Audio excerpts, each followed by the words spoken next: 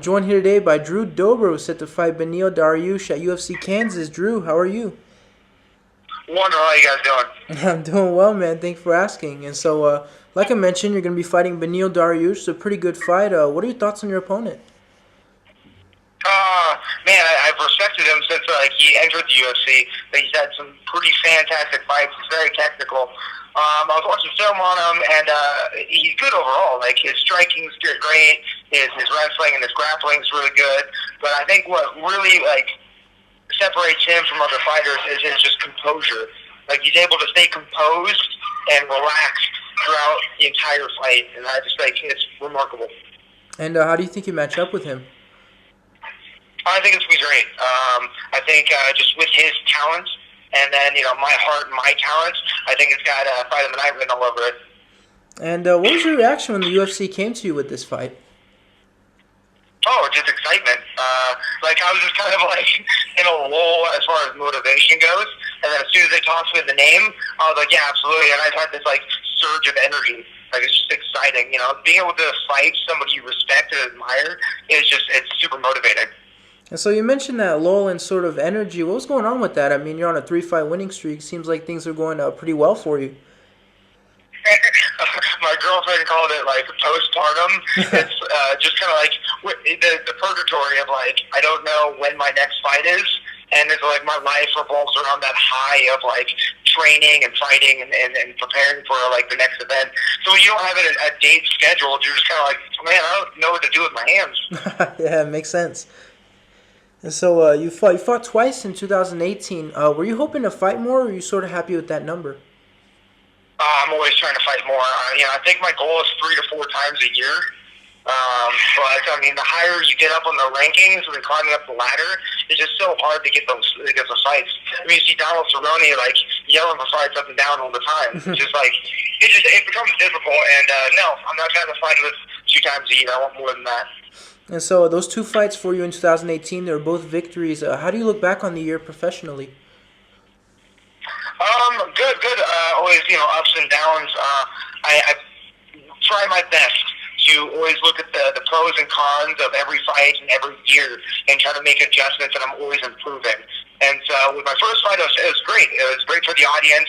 Me and Frank Camacho got fight of the night. We actually was the top 10, one of the best fights of 2018. So that's great. But there's a lot of small things in that fight that I want to do better.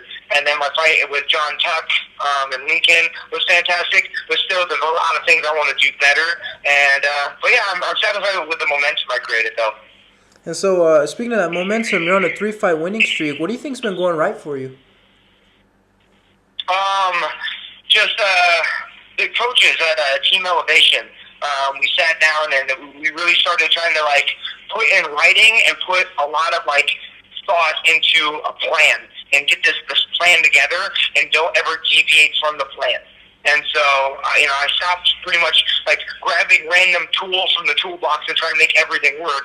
And now I'm just fine-tuning the tools that I'm already good at and just kind of funneling my technique into just what I feel like I'm comfortable with. And so, what did you think when the UFC told you the fight was going to be in Kansas? Just fantastic. I'm a Midwest boy, and so I feel like I can put asses in seats in the Midwest.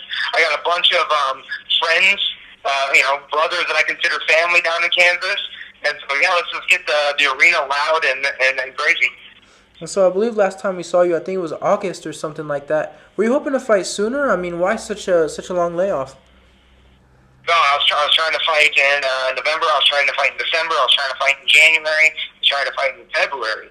It was I've been doing my best trying to get fights together, and that's actually why recently I just signed with Balenji Group Management.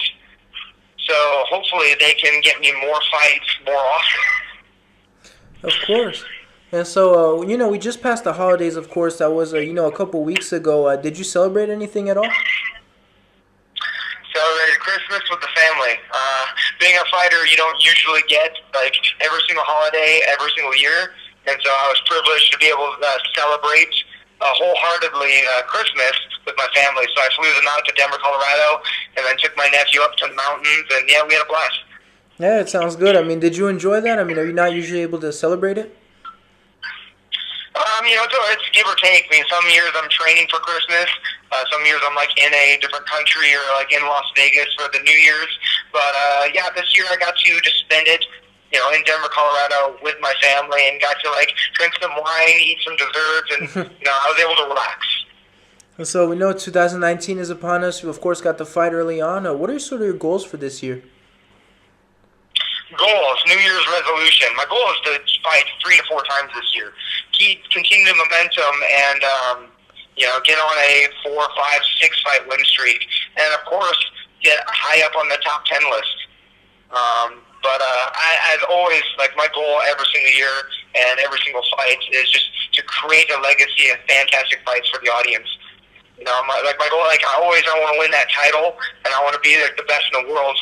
But I also want people to log on the UFC Fight Pass and just enjoy watching every single fight of mine. And I know there was some talk of, commissions. They were going to try to force you to move up to the 170. What sort of happened with that? I disagreed. I went down to the Performance Institute.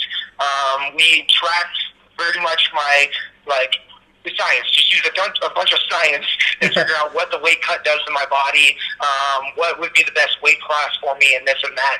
I know California had some great ideas of doing that 10% system. The issue with that is the ideal weight class for me in the 10% system is 165.